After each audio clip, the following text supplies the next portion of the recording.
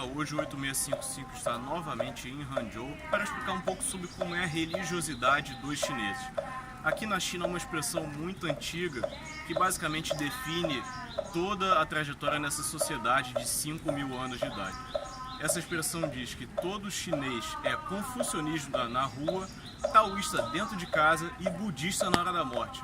Eu vou explicar basicamente quais são os significados e os conceitos de cada um deles. O chinês na rua ele segue os conceitos do confucionismo. É importante falar que o confucionismo não é uma religião, é mais uma filosofia ética. Inclusive, os primeiros missionários que chegaram de fora, a partir do século XV, registraram que os chineses, a religião oficial do país era o confucionismo, mas não, é só uma filosofia. Basicamente, o confucionismo, que vem do Confúcio, ele se baseia em dois conceitos. O primeiro é de humanidade e o segundo é de ordenamento social.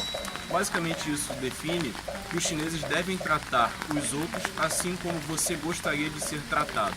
Então, basicamente, o chinês ele segue muito rituais e ele é muito ordeiro. Isso é basicamente bastante interessante se você considerar que é um país com uma população tão grande e que segue um padrão político de uma ditadura, que você precisa ter a força sobre a população. Então, se a população já é sujeita a seguir um ordenamento social, isso basicamente facilita bastante o trabalho, digamos, do Partido Comunista.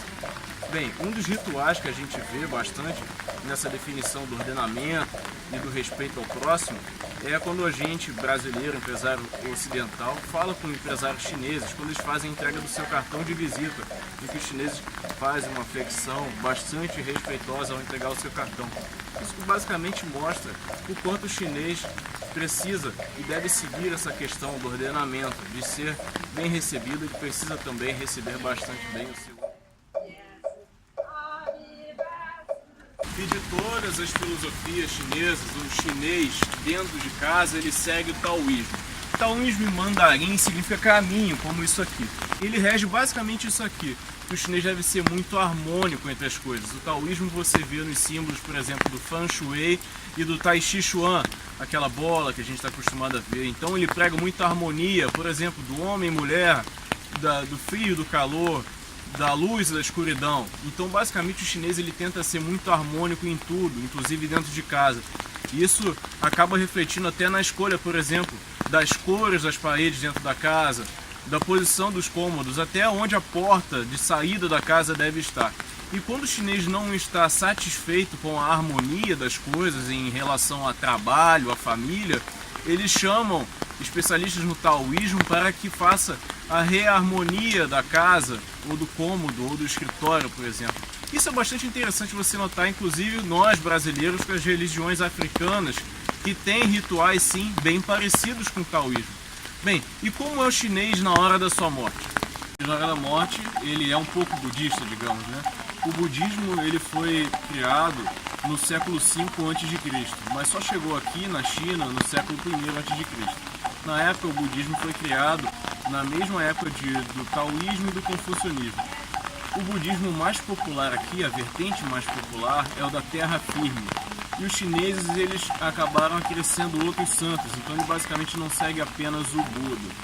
Então basicamente o chinês é assim, né? Antes da morte, ele um pouco que abre mão da sua filosofia um pouco mais ateia e começa, né? Por que não?